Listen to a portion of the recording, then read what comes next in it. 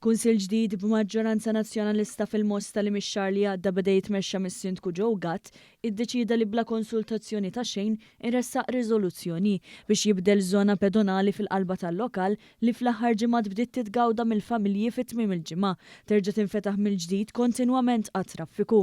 Ħabbar dan iċ-ċermen tal-Aġenzija Kulturali Albert Valletta Jason Mikallef li fuq Facebook innota kif din id-deċiżjoni tikkonferma l-ipokrezija tal-Partit Nazzjonalista.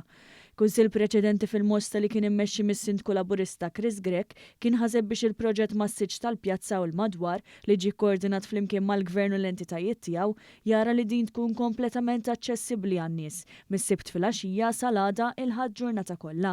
Il-proġett li ġie inawgurat fil-5 ta' Ġunju li għadda mill-Prim Ministru Robert Abela ra l-pjazza tal-lokal li tattira wkoll eluf ta' turisti kull sena tiġi ristrutturata kompletament b'investiment multimiljonarju u b'tibdil tas-sistemi kollha ta' taħt l-art, inkluż għall-ilma tax-xita u tqassim infrastrutturali aħjar, kif kien ilu mixtieq għal 20 ta' snin. Issa flok il-pjazza titgawda bl-aħjar mod almenu fit-tmiem il-ġimgħa, il-Kunsill Nazzjonalista jrid jerġa' jdawwar ta' taħt fuq. Il-miżura fejn familji Mostin u dawk li jżuru l-lokal setgħu igawdu żona mdaqsa mingħajr konġestjoni ta' traffiku.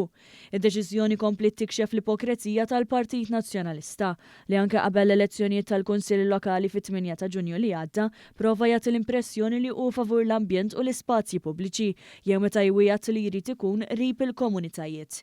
Jirriżulta li d-deċiżjoni dwar ir-riżoluzzjoni nazzjonalista mistennija tittieħed f'Ottubru li ġej.